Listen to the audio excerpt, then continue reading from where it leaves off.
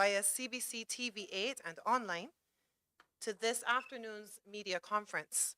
I'd like to begin by acknowledging members of the head table, the Honorable Charles Griffith, Minister of Youth, Sports and Community Empowerment, Mrs. Yolande Howard, Permanent Secretary in the Ministry of Youth, Sports and Community Empowerment, Mr. Neil Murrow, Director of Sports at the National Sports Council, Mrs. Sandra Osborne, President of the Barbados Olympic Association, and of course, our national athletes, Ms. Sade Williams, Ms. Amber Joseph, and Mr. Jonathan Jones. Let's give them a round of applause.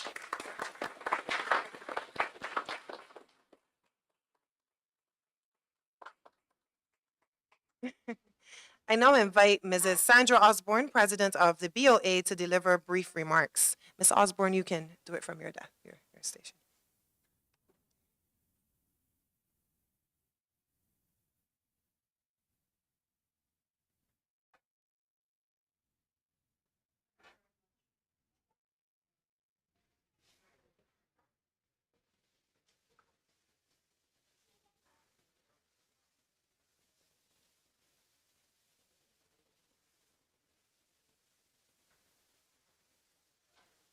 Yes, thank you very much.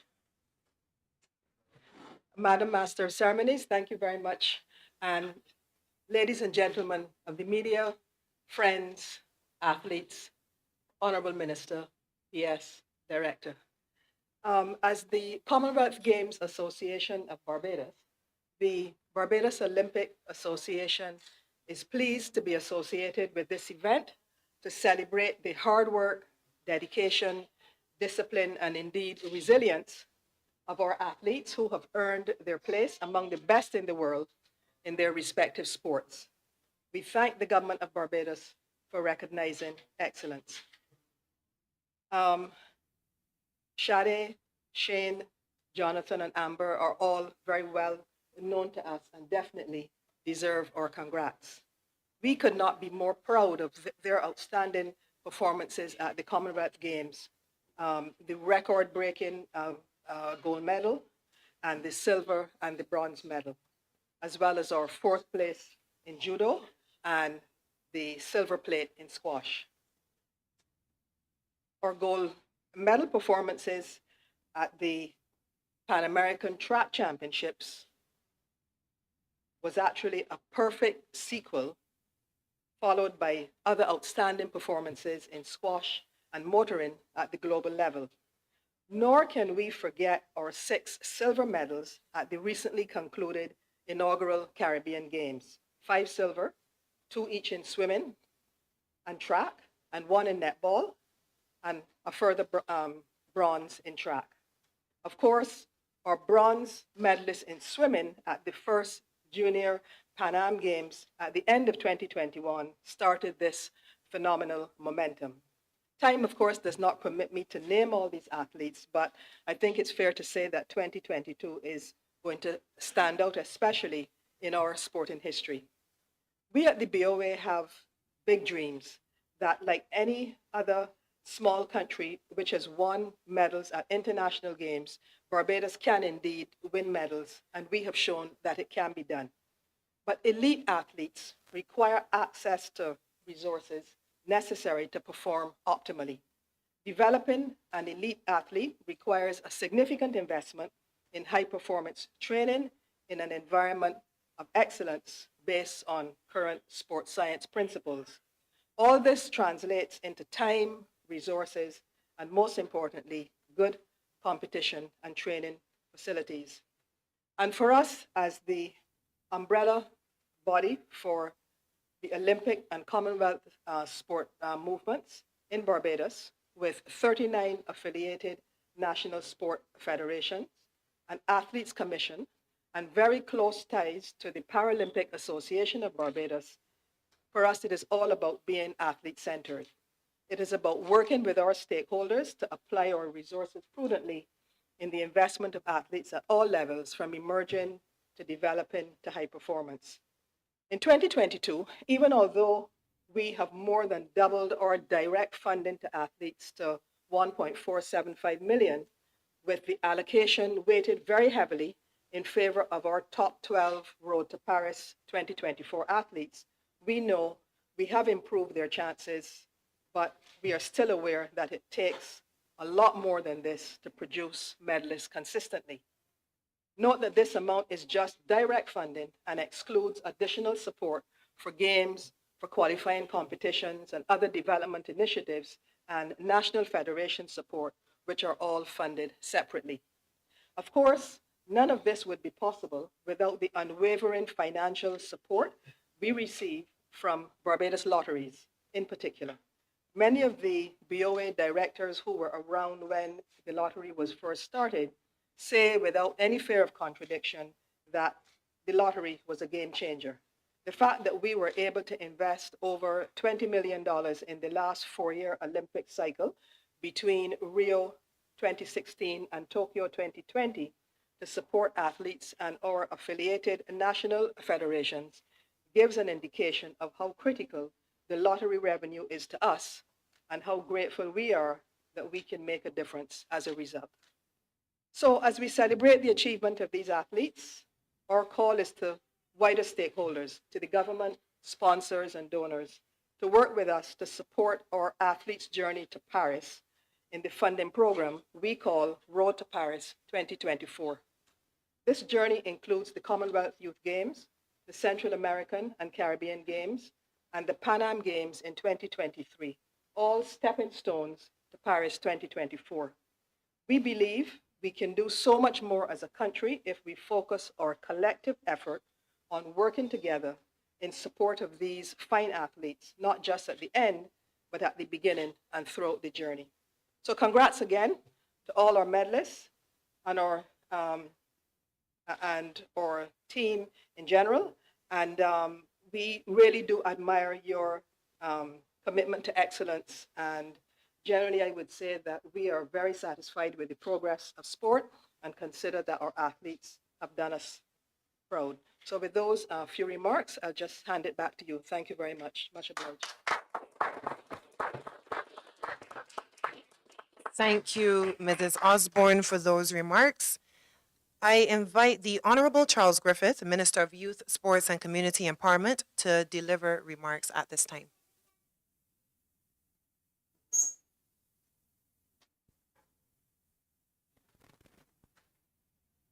Good evening, everyone. Standing on the protocols, blessings on us all. I am extremely pleased to be here this evening at this event. I came from the airport to the gymnasium and I saw Bajans on the road celebrating. I saw Bajans celebrating sport and excellence. Now, when these athletes, Shade, Jonathan, Amber, and Shane compete, I've often said that it is a case where it is a whole nation that is backing our athletes.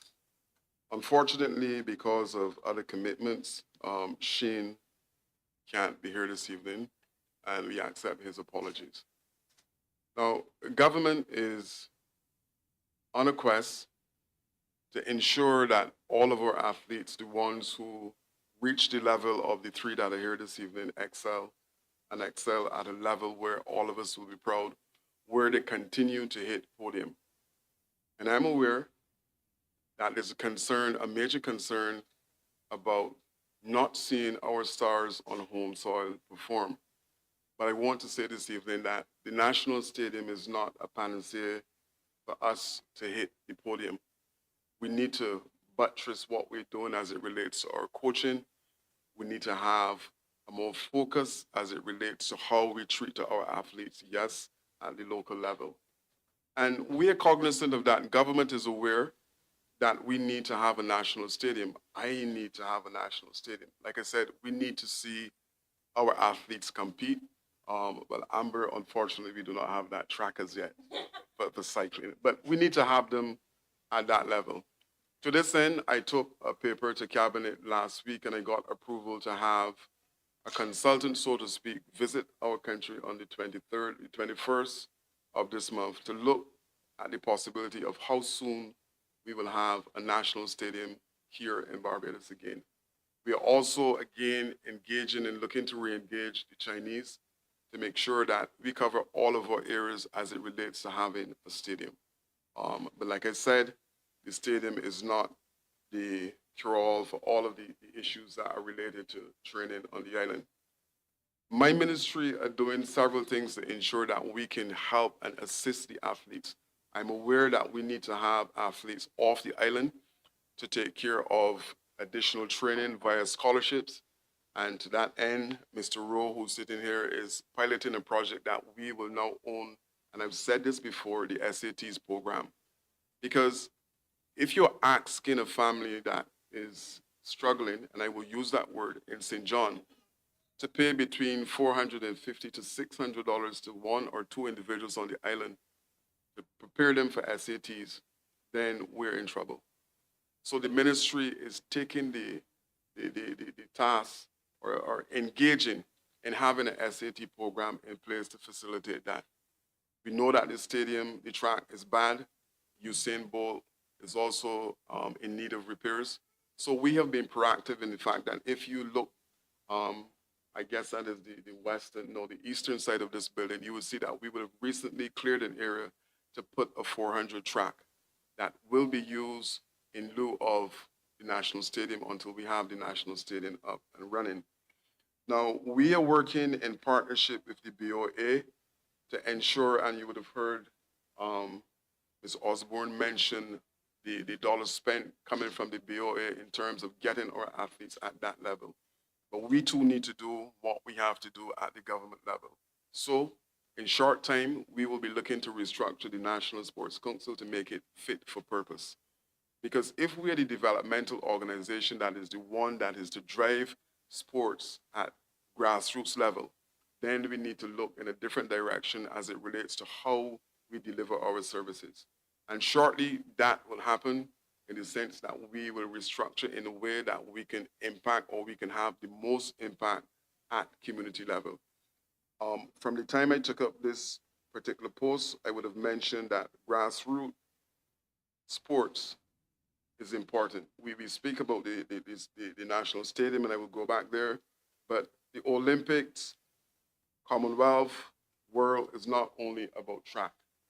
They're field events that we need to engage in, that we need to target in a similar way to how the Chinese would have done at Beijing.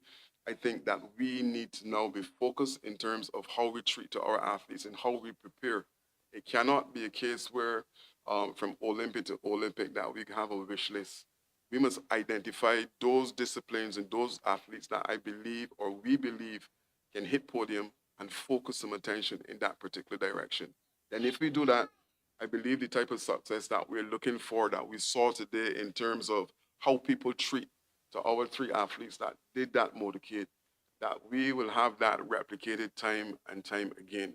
Now, I'm not sure that my PS will be able to do so many motorcades, but we will do what we have to do. So we're expecting that in 2023, if all things go according to plan, that you should see us breaking ground for a new stadium. Now that is if all goes according to plan. In relation to our athletes, I really want to congratulate you on what you did in terms of your position on podium. And you would have seen for yourself today the love that came from the streets as you came here from the airport. We can only do this if certain things are right on the landscape. And I will say it here, we need to have our coaches step up to the other level. The only way that we're gonna have world-class athletes is if we have world-class coaches. At the gymnasium, right here, we have just refurbished the gym to make it possible that the NFs, all of the NFs who want to have their particular discipline train up as it relates to working out in the gym, the facility is there. That was done this year to make sure that persons who need to engage in strength training and conditioning do not have to spend excessive money in preparation. Government would have taken this step, and through Sabrina Warwood, who spearheaded that particular initiative, there's a gym here that athletes can get involved and that they can come and train at no cost. So we're doing what is necessary. We're doing the things that we believe are proactive. My team at the ministry is fully engaged in this.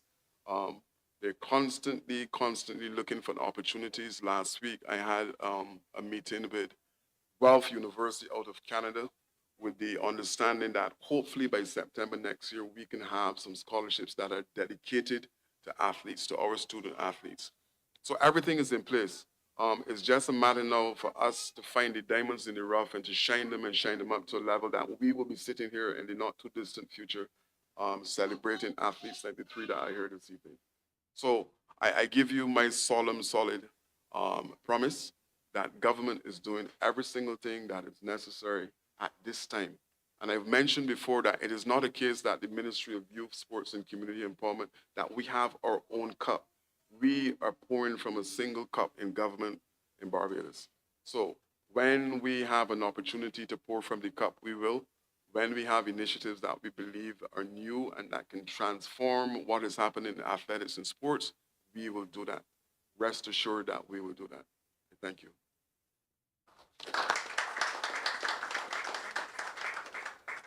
Thank you, Minister, for those remarks. We will now accept some questions from members of the media. I ask that you use the center of the room and state your name, full name, and the media house that you represent. Don't all go at the same time.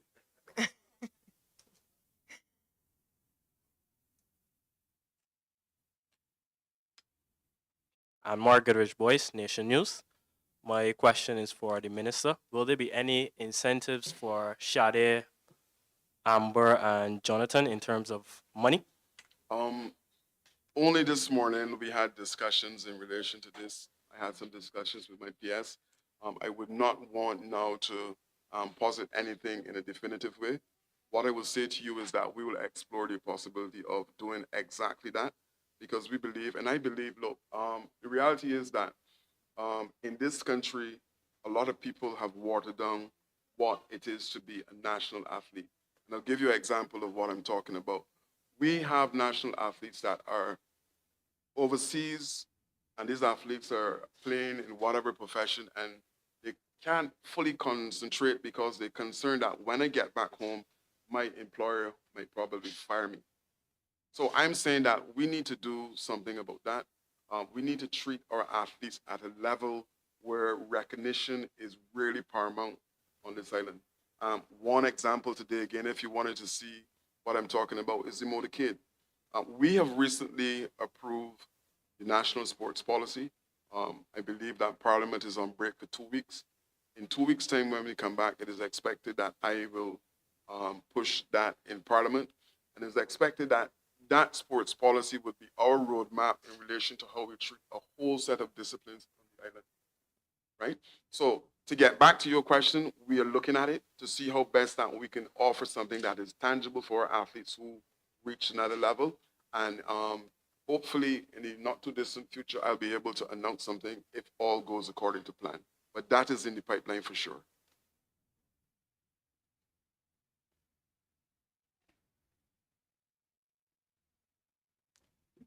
Paul Mears, Starcom. First question to the minister. I've heard you mention on a few occasions the reforming the National Sports Council. What are some of the major things that you would want to see changed in a reformed National Sports Council?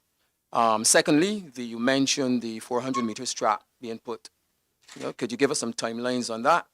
And my third question will go to the athletes. There are mics there, so I assume that they'll be talking. What are your priorities? What are some of the things that are priorities for the athletes that you want to see coming from government, Olympic Association, and so on? Who wants to answer first, ball me? Because all right. Look, restructuring. I'm not going to go into details because it is still not to say it's in the pipeline. We have a paper that is ready that will soon go to cabinet. So I don't want to speak to that before I get cabinet approval for this paper. In relation to the track, we're hoping that by December, we should have this track finished. The track is already on island. The clearing of the area is there. We have to do the necessary testing, the necessary preparation to ensure that that is there. So I'm hoping that by the end of December, if all goes according to plan, that the new 400 track should be in place at the location. Yeah? Over to the office.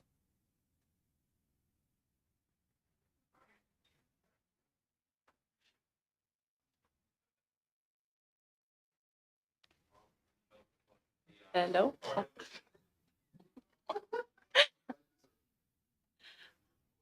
On my part, ooh, no, another. Um, in my time as being an athlete, the BOA have always been a huge part in my federation. Um, there isn't anything that I could really ask more. They've always given me support in every way that they possibly can, and even when I haven't performed the way that I have wanted to, and I've had a bad result that I think is a bad result, they've always reassured me that, you know, keep working hard, and they're still proud of me no matter what happens, and I really appreciate it. So yeah, I love the BOA.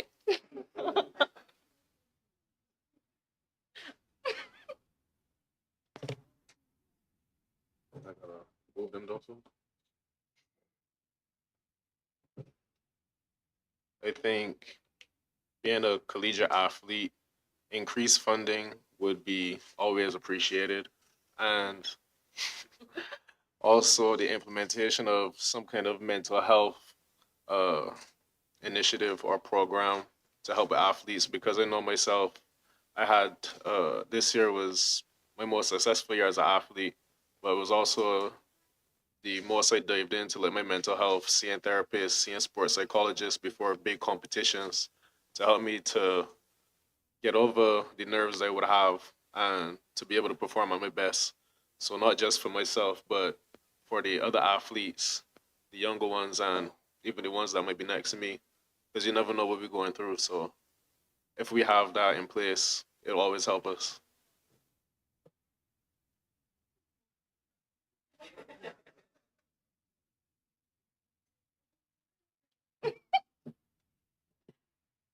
I I agree with both what Jonathan and Amber said. The BOA is always a help in terms of funding over the past couple of years, but um, I'll have to write a list of demands and get back to you.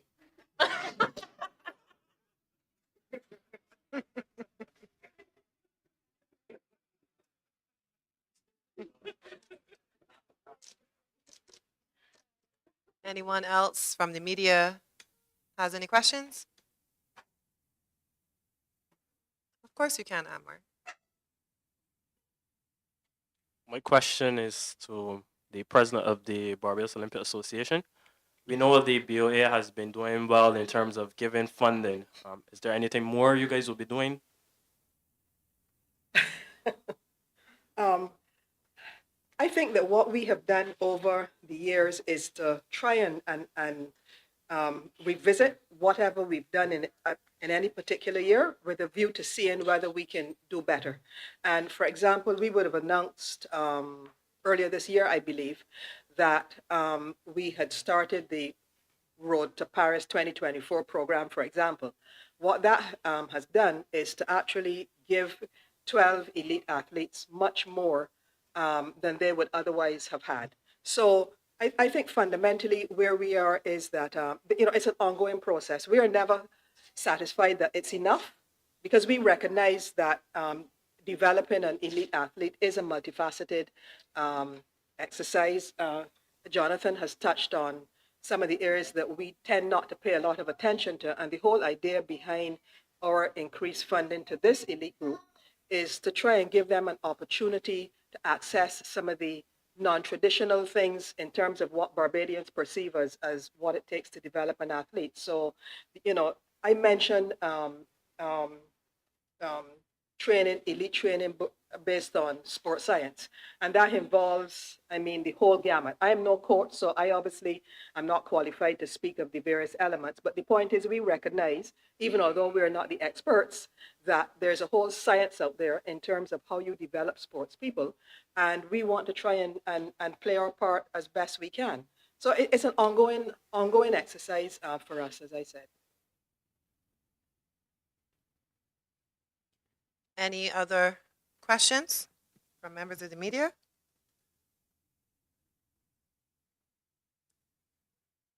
No more questions? All right. Thank you, members of the media. Thank you, ladies and gentlemen, for attending today's press conference where we celebrate our outstanding athletes at this year's Commonwealth and Pan Am Games. I want to thank those tuning in on CBC TV 8 and online, and have a great evening.